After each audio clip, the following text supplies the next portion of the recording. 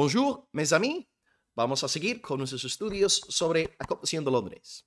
Nos toca hoy hablar del tercer oficio del Señor Jesús. Hace 2 semanas hablamos de Jesús como profeta. La semana pasada vimos el tema de Cristo como sacerdote. Y hoy, desde luego, estaremos exponiendo, si Dios quiere, la cuestión de Cristo como Rey. Así que el título de esta clase hoy es Cristo el Rey. Esta clase es 8.1.4. 8.1.4, es decir, capítulo 8, párrafo 1 de la Confesión de Londres y la cuarta clase. La cuarta clase sobre capítulo 8, párrafo 1 de la Confesión. Vamos a seguir el mismo bosquejo que hemos utilizado en las clases de Jesús como profeta y sacerdote.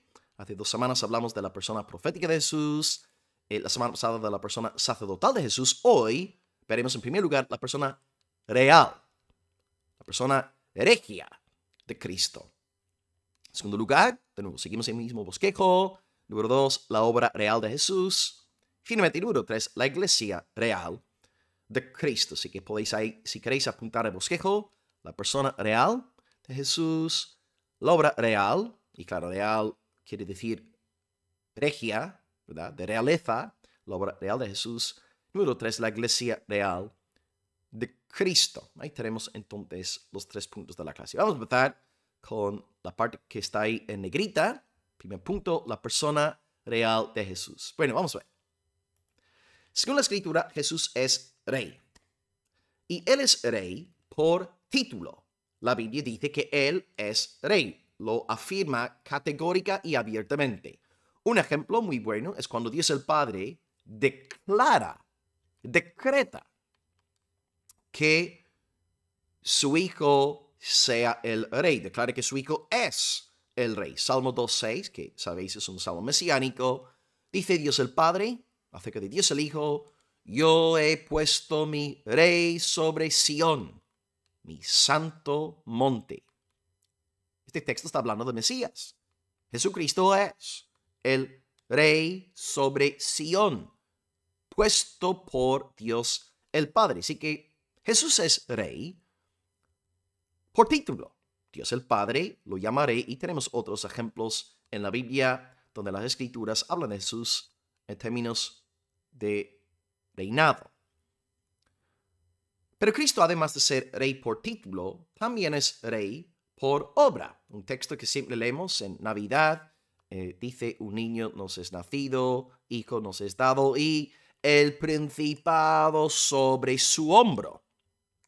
El siguiente verso también es muy importante ahí, porque dice que lo dilatado de su imperio no tendrá límite. Entonces vemos aquí en el versículo 6 que Cristo tiene el principado sobre su hombro, y en el siguiente verso, versículo 7, aprendemos que lo dilatado de su imperio no tendrá límite. Entonces Jesús no es solamente rey por título, Salmo 2.6, Él también es rey por obra, porque tiene el principado sobre su hombro, posee un imperio. Entonces Cristo recibe autoridad de parte de Dios el Padre para gobernar a su pueblo en el nombre de Dios. Y pues ahí tenemos la definición de rey. ¿Qué es un rey? La definición que utilizamos para definir el vocablo rey es: aquel que gobierna al pueblo. Aquel que gobierna al pueblo. En la clase sobre Cristo como profeta, dijimos que un profeta es aquel que comunica el mensaje de Dios. En cuanto al sacerdocio, vimos que Cristo es sacerdote ya que presenta sacrificio por el pecado e intercede. En cuanto al rey, Jesús es rey porque Él gobierna al pueblo. ¿Okay? El rey es aquel que gobierna al pueblo, y hasta el día de hoy, ¿no? Tenemos en diferentes partes del mundo a reyes. De hecho, en el Reino Unido estamos ahí, en efecto, en un reino. Aquí también en España está el rey Felipe, ¿cierto? Entonces los reyes siguen gobernando hoy. Ok, así que Jesús es rey por título, Jesús es rey por obra, y yo quisiera también decirles otra cosa. Él es el rey de reyes. Vimos hace 2 semanas que Jesús es el profeta de profetas. La semana pasada comentamos que Él es el sacerdote de sacerdotes. Y hoy quisiera demostraros, a través de 7 argumentos, que Jesús es el Rey de Reyes. Está por encima de cualquier otro rey. Su trono es más alto, más elevado que cualquier otro trono. 7 consideraciones en este sentido. ¿De acuerdo? Así que, número 1. Jesús es el Rey de Reyes, porque Él es el soberano de los reyes de la tierra. Apocalipsis 1, versículo 5, dice claramente que Él es el soberano de los reyes de la tierra. Y de hecho, un poco más adelante, en Apocalipsis, finales ya de la obra, en el 19-16, aprendemos que Jesús tiene un nombre escrito en su muslo. Y este nombre es Rey de Reyes.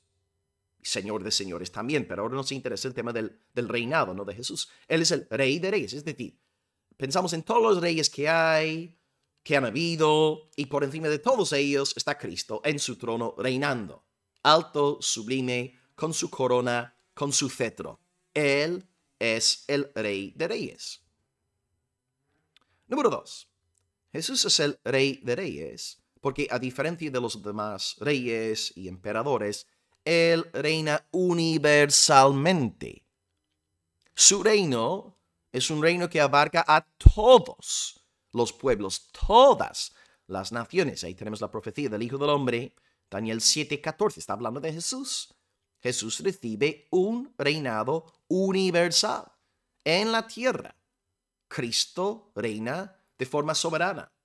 Él reina sobre España, Él reina sobre el Reino Unido, Él reina sobre América Latina. Él es Rey. En tercer lugar, Jesús es el Rey de Reyes porque, a diferencia de todos los demás reyes que ahora existen y que han existido, Cristo reina simultáneamente en la tierra y en el cielo. Y aquí este tercer punto no se puede aplicar a ningún rey. Mateo 28:18, todos conocéis el texto. Jesús dice: toda potestad me es dada en el cielo y en la tierra. Cristo tiene potestad, sí, en la tierra, amén, es una potestad universal, pero también tiene una autoridad celestial. Él reina en el universo y Él reina en el cielo, por tanto es el Rey de Reyes. Es incomparable, no hay nadie como Él. Cuarta consideración. Cristo es el Rey de Reyes porque Él reina eternamente. De nuevo, Daniel 7:14, la profecía del Hijo del Hombre. Cuando consideramos a los reyes que se han levantado, por ejemplo, pensamos en Salomón, un reinado bien majestuoso y glorioso. Estuvo Salomón 4 décadas, 40 años a cargo de la nación, pero luego falleció. El hijo de David murió, pero luego llegó el hijo de David con H mayúscula, Jesucristo, y su imperio es eterno. Su imperio no tiene fin. De hecho, si volvemos a la profecía esa navideña que cité a principios de la clase, Isaías 9:6, el versículo 7 dice que Él reinará sobre el trono de David desde ahora y para siempre. Cristo tiene un reinado eterno. De nuevo, podéis apuntar Daniel 7, versículo 14. Es que ahí tenéis los primeros 4 argumentos. Cristo es el Rey de Reyes porque Él es el soberano de los reyes. Él es el Rey universal, global, internacional. Él reina sobre todo lo que hay en esta tierra, no solamente sobre unos cuantos imperios. 3, Él reina también en el cielo. Toda potestad le ha sido dada a Él. Y 4, Él reina eternamente. Ahora, algunas consideraciones más. Número 5. Jesucristo es el Rey de Reyes porque Él, a diferencia de todos los demás emperadores, reina sobre la muerte. El resucitado proclama gozosamente. En Apocalipsis 1:18, yo estuve muerto, mas he aquí que vivo por los siglos de los siglos. Amén. Y tengo las llaves de la muerte y del Hades. Ahora, una pregunta para vosotros. ¿Qué otro rey podría hablar de esta manera? ¿Qué otro rey puede decirte, yo tengo potestad sobre la muerte? Es que no hay otro. Cristo es el Rey de Reyes porque gobierna, ejerce su dominio encima sobre la muerte. Hasta la muerte tiene que doblegarse, arrodillarse ante Jesús. Viene Jesús a la tumba de Lázaro. Juan 11. Lázaro, sal fuera. Y la muerte dice, sí, Señor. Aquí está Lázaro, Señor. Tómalo, Señor. La muerte está en subordinación al Rey de Reyes. Sexto argumento. Cristo es el Rey de Reyes porque, a diferencia de los demás reyes, Él es capaz de reinar sobre los espíritus, sobre los corazones de su pueblo. Él convierte los corazones de piedra en corazones de carne. Él transforma las almas de sus enemigos en almas dóciles y obedientes. Ahí tenéis el texto, Salmo 110:3, que por cierto es un salmo mesiánico. Citamos aquel salmo bastante la semana pasada. Tú eres sacerdote para siempre, según el orden de Melquisedec. Y en Salmo 110, versículo 3, la Escritura dice: tu pueblo se te ofrecerá voluntariamente en el día de tu poder. Yo puedo tener un rey en Reino Unido, podéis tener aquí un rey en España, y no estar convencidos, ¿no? De que él es un buen rey. A lo mejor no amáis a vuestro rey, pero en Cristo sí. Gracias al Espíritu de Cristo que penetra en nuestro corazón, amamos a nuestro Rey. Y Él ahora reina desde el corazón, en nuestros corazones. Él ejerce su dominio internamente, no solamente externamente. Y esto, por supuesto, es algo que los reyes de esta tierra no son capaces de hacer. Seguramente los reyes quisieran sentirse amados por sus súbditos, pero Cristo efectúa esta obra en su espíritu. Y consideración número 7. Cristo es el Rey de Reyes porque Él es el creador de todos los reinos que hay. Ahí tenéis el versículo, Colosenses 1:16, que explica que todas las cosas fueron creadas en Él, las cosas que hay en el cielo, en la tierra, todo. Y de hecho, cuando tú te pones a pensar en cualquier rey que hay, su poder, en última instancia, deriva. Su poder se deriva del Cristo resucitado. Cristo es quien obsequia poder a los reyes en esta tierra. ¿Por qué? Porque de Dios es el poder. El poder es del omnipotente Cristo. Entonces ahí tenéis 7 razones por las que Cristo es el Rey de Reyes. 1, es el soberano de los reyes. 2, es el Rey universal. 3, Él reina en el cielo. 4, reina eternamente. 5, reina sobre la muerte. 6, reina sobre los corazones. Y 7, Él es el creador de todos los reinos. Aleluya. Amén. Cuán grande es nuestro Señor Jesucristo. Ok, número 1, Él es una persona real. Hemos visto que es rey por título, rey por obra, y Él es Rey de Reyes. Ahora, vamos a considerar en segundo lugar su obra real.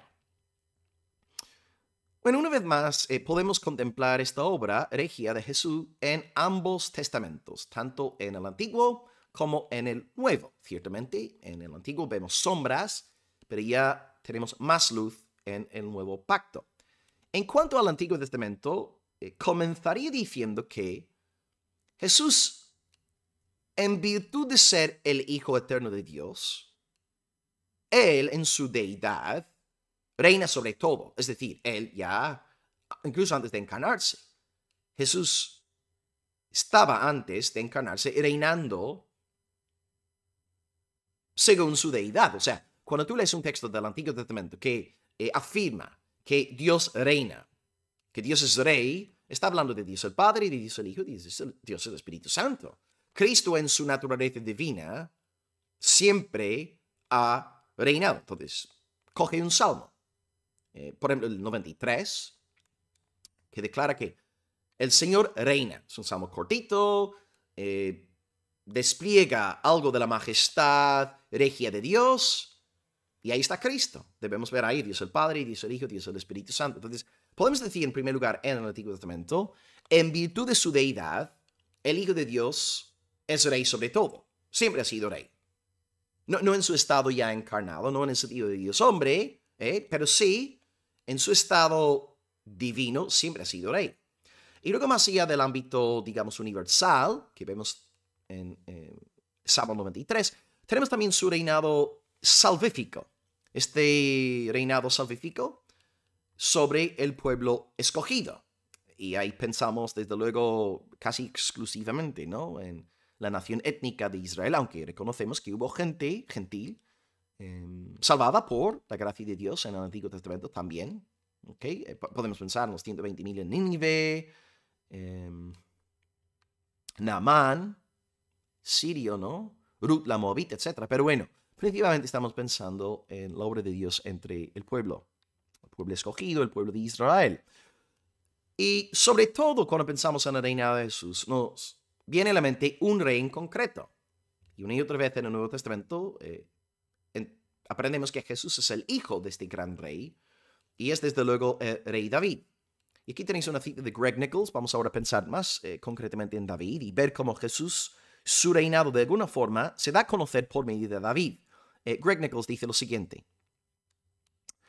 Las Escrituras identifican tres funciones primordiales de la realeza de Jesús. 1. Gobierna al pueblo de Dios. 2. Lucha contra los enemigos de Dios. Y 3. Construye el templo de Dios. Así que hay tres verbos clave para entender el reinado. Gobernar, luchar, construir. Gobernar, luchar, construir. Bueno, cuando estudiamos el reinado de David, vemos estos tres verbos cumpliéndose, ¿verdad?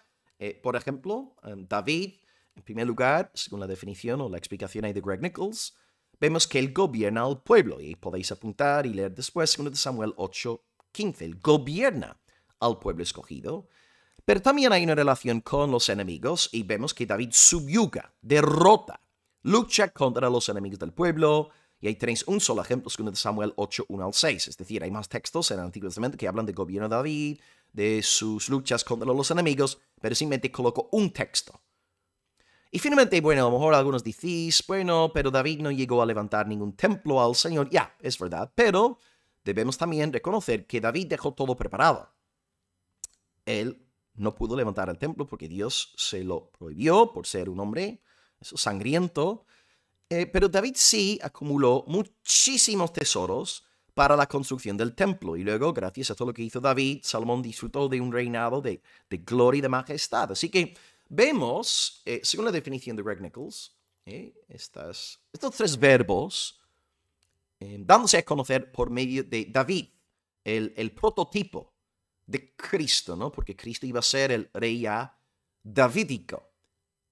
Entonces, en el Antiguo Testamento podemos ver de alguna forma el reinado de Jesús, en primer lugar a nivel universal, porque Él es Dios, Salmo 93, y luego también vemos su reinado salvífico entre el pueblo escogido, casi exclusivamente el pueblo de Israel, y sobre todo en los días del reinado de David, con estos tres verbos que Greg Nichols comentó, ¿no? Gobernar, luchar, construir. En el Nuevo Testamento, la verdad de la realeza de Jesús se hace más evidente, ¿cierto? Porque ahora estamos en la luz del nuevo pacto. Las sombras, estamos muy agradecidos por ellas, pero ahora tenemos la sustancia y vemos claramente. Vemos a Jesús abiertamente declarado como rey. Y en el Nuevo Testamento podemos ver que Jesús es el rey. Diría, bueno, antes de entrar en esta diapositiva, diría que a nivel universal Jesús sigue reinando sobre todo, pero ahora hay una diferencia. En el Antiguo Testamento reinaba universalmente y sigue reinando universalmente, pero ahora reina universalmente como Dios hombre, como mediador, como el resucitado de entre los muertos. Cristo ahora tiene una doble naturaleza. Cristo no se deshizo de su naturaleza humana en la ascensión.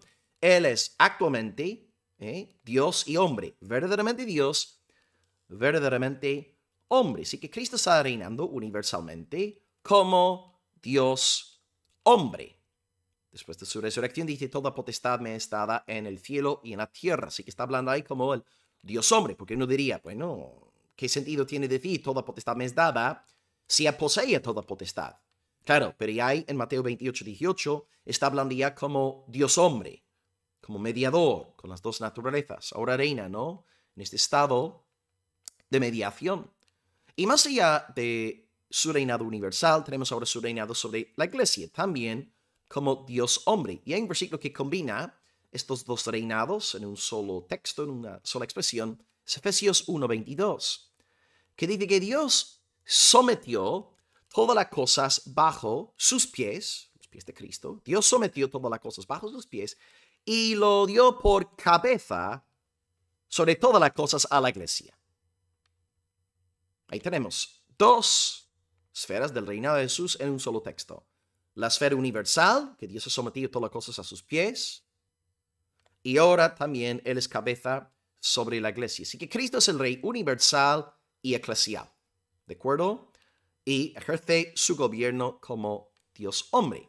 Bueno, Cristo entonces ahora es el Rey davídico y Él cumple con lo que vimos antes de Greg Nichols. ¿Os acordáis de lo que puse un poco antes? Greg Nichols dice, hay tres funciones del Rey. 1, gobierna. 2, lucha. 3, construye. Pues en el Nuevo Testamento vemos estos tres verbos cumpliéndose en el ministerio de Jesús. En primer lugar, aprendemos que Él gobierna a su pueblo. Acabo de leeros Efesios 1:22, que dice que Él es la cabeza. Él es la cabeza, como el hombre es la cabeza del hogar. La cabeza es el que gobierna. Es decir, la decisión recae sobre sus hombros, ¿verdad? Su pueblo puede opinar y decir lo que sea, pero el rey toma la decisión, como en un matrimonio. La mujer, desde luego, comparte su opinión y comparte su sentir, y un buen esposo va a hacer caso a su mujer, ¿cierto? Pero en última instancia la decisión está en sus manos. Él hace caso a su mujer, a sus hijos, etc. Pero Él es el líder, Él gobierna, y Jesús gobierna a su pueblo. Él gobierna a su pueblo. Ahora, ¿cómo lo hace? Pues Cristo ahora gobierna a su pueblo a través de su palabra escrita, a través de su Espíritu Santo y a través de sus ministros. Y es el deber del ministro asegurarse de que en su congregación local la palabra esté siendo predicada, que las ordenanzas estén siendo celebradas y que la disciplina esté siendo practicada, ¿verdad? Las tres marcas de la iglesia evangélica: predicación de la palabra, celebración de las ordenanzas, bautismo y santa cena, y la práctica de la disciplina. Cuando uno de estos tres elementos falta, la iglesia anda coja. La iglesia anda en desorden. Siempre hay problemas en las iglesias, siempre.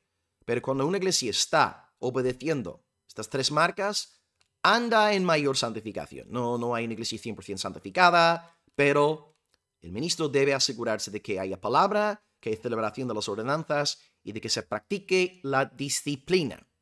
Sé que no es una palabra hoy muy popular. Muchas iglesias se han apartado totalmente de la disciplina bíblica, pero es una marca de la iglesia del Señor. Así que Cristo ejerce su autoridad en la iglesia a través de su palabra, a través de su espíritu y sus ministros que, se encargan de que la palabra esté siendo predicada fielmente, las ordenanzas celebradas y luego la disciplina practicada. Número 2, Cristo desempeña su función real davídico, subyugando a sus adversarios. De nuevo, ahí podéis leer el Salmo 110. En algunos casos, lo que Jesús hace con sus enemigos es convertirlos. Salmo 110, versículo 3. Tu pueblo se te ofrecerá voluntariamente en el día de poder. O sea, Dios envía la vara de Cristo entre sus adversarios y convierte a algunos de ellos. Pero en el caso de otros enemigos, lo que Cristo hace es frenarlos en su maldad, los juzga, los quita de medio. Cristo lucha contra sus enemigos. Y luego, claro, nos da la promesa de que las puertas del Hades no prevalecerán contra su pueblo.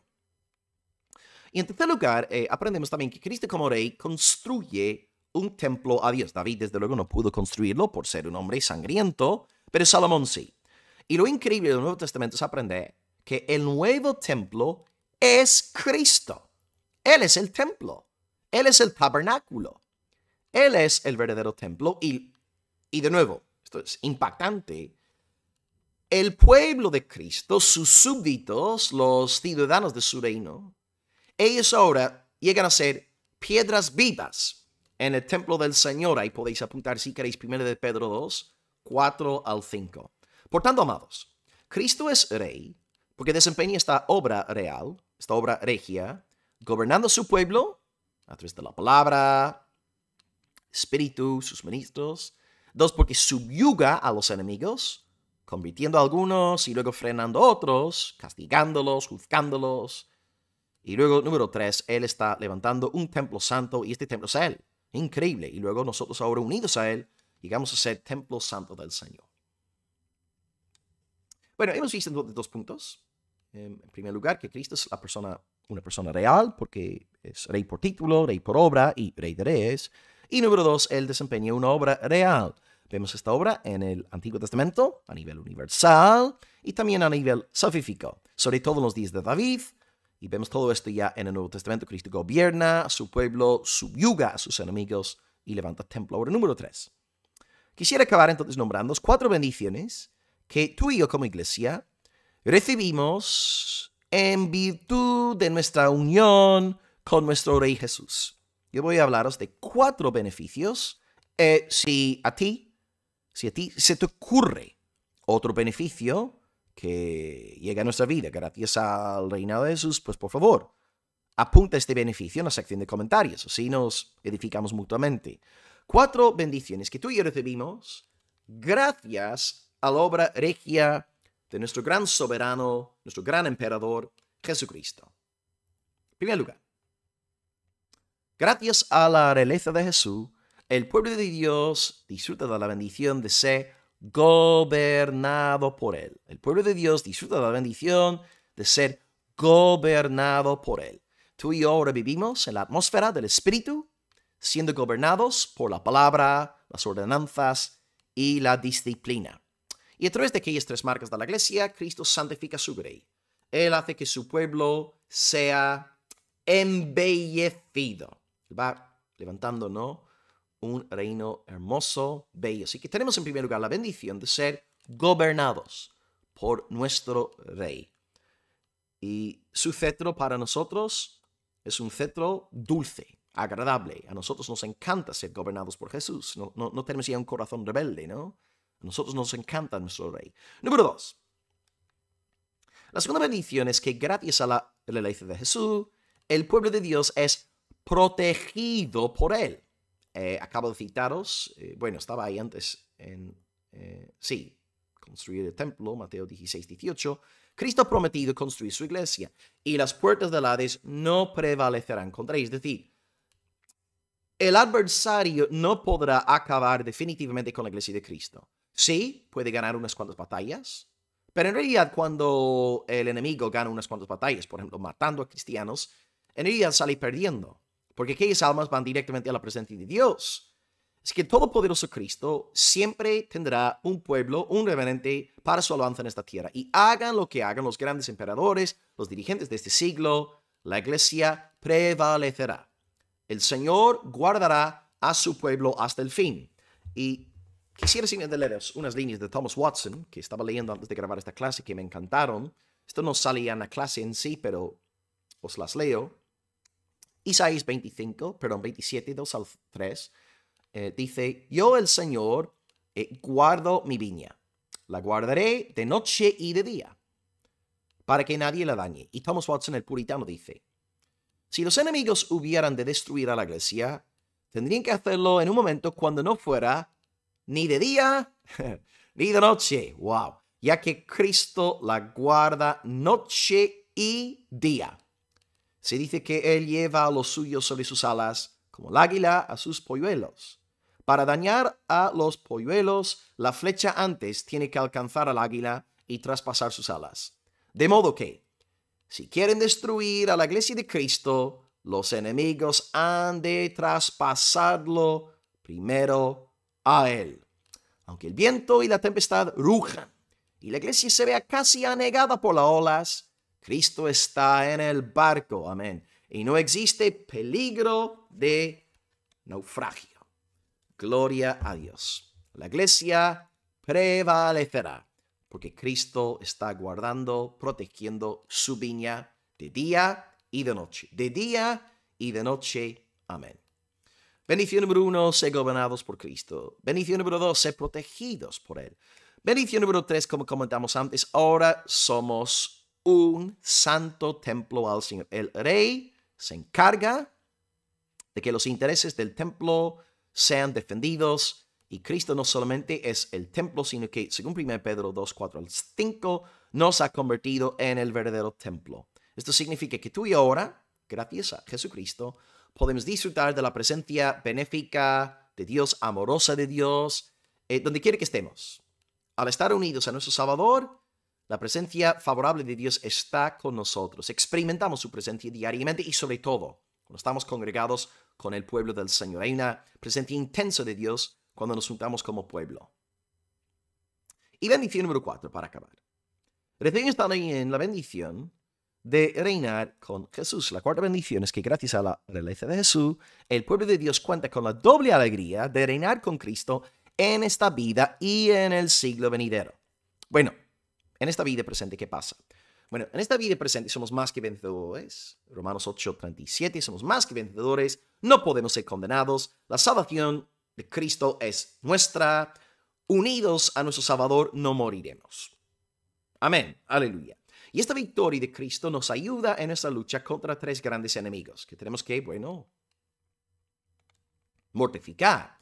La carne, el diablo y el mundo. Los tres enemigos de toda la vida. La carne, el mundo y el diablo. Cristo ha vencido. Cristo reina y ahora en esta vida podemos reinar con Él, luchando contra la carne, el diablo y el mundo. Y luchando exitosamente, ¿ok? En cuanto a la carne, tú y yo ahora tenemos el arma del Espíritu Santo para mortificar nuestros deseos rebeldes y vergonzosos que están en todos nosotros. Luchamos. Gracias al Espíritu Santo mortificamos estas manifestaciones del viejo hombre.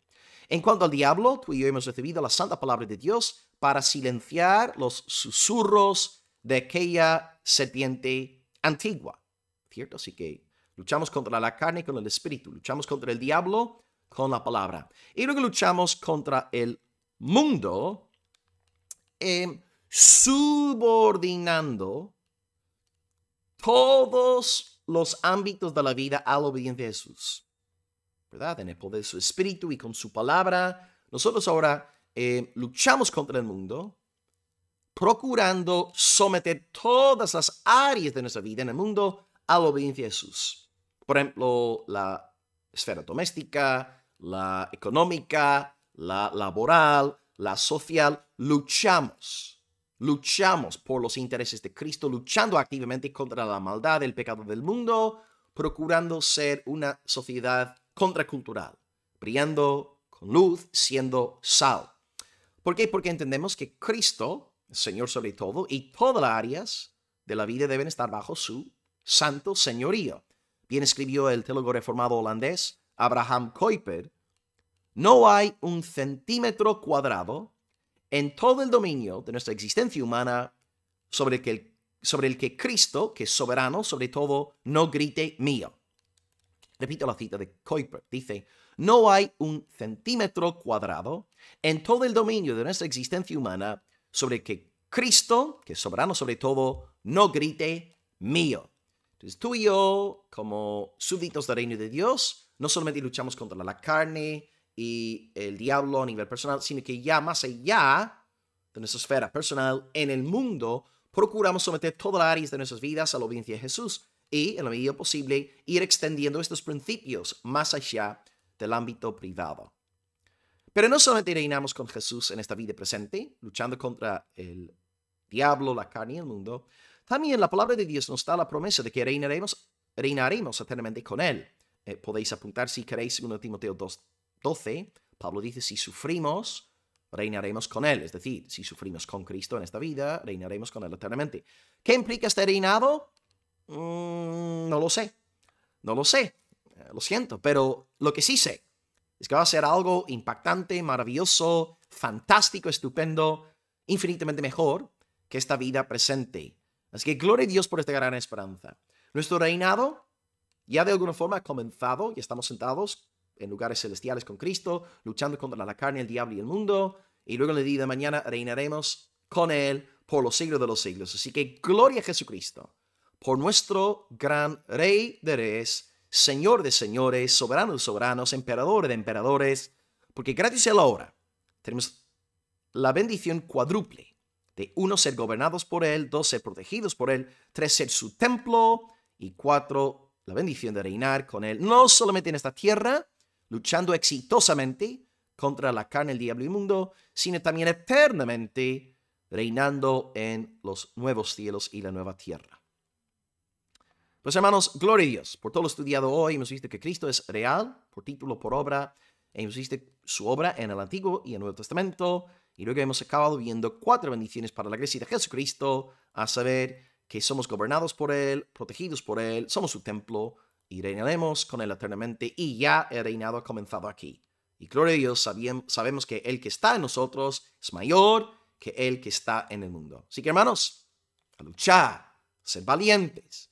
Tenemos nuestro Rey en el monte Sión que va por delante de nosotros. Firmes y adelante, huestes de la fe. Y el pueblo de Dios dice amén y amén. Solus Christus y soli Deo gloria. Hasta luego.